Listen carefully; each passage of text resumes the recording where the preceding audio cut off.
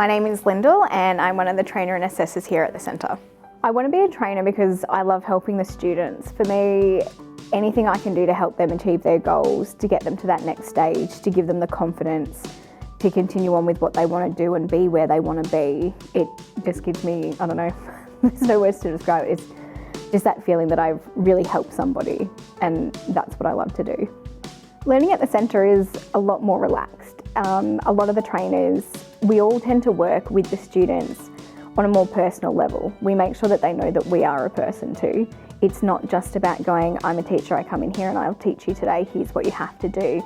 They get to know you as a person, and that helps to break it down. So there's no us and them type mentality, it's not I'm the teacher and you're the student. It's about bringing everybody together and then using their experiences. A lot of our learners come in and they've experienced things in their life, whether it be they've had rough backgrounds or whether they've been caring for somebody and they're going into a disability course.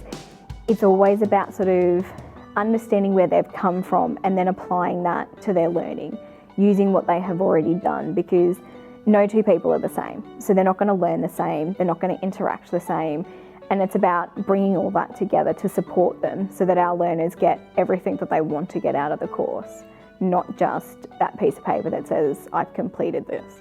To give everybody the attention, I always make sure that I get to know them when they first come into the classroom, to spend that time just interacting with them and finding out who they are and how they work and what works for them, because it's much easier to then adapt to the entire classroom to go, okay, so you work this way and you work this way. Let's make sure that all of those methods are used throughout the course of the day.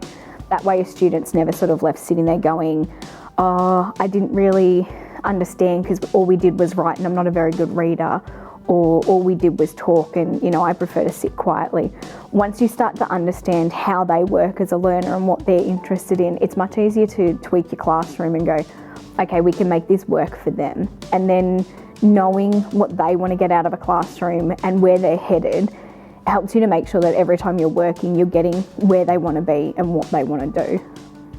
The more you get to know the students, the easier it sometimes is to help break down that perception of, school was always, this is what it must look like, and this is how you're going to learn, to then come in and work with any of the classes here at the centre where the trainers are then got that different approach to go, right, we're going to get your experiences and what have you gone through and how do you learn, to then help them still achieve that same goal. And so it breaks down that pre-perceived conception of, learning is done one way.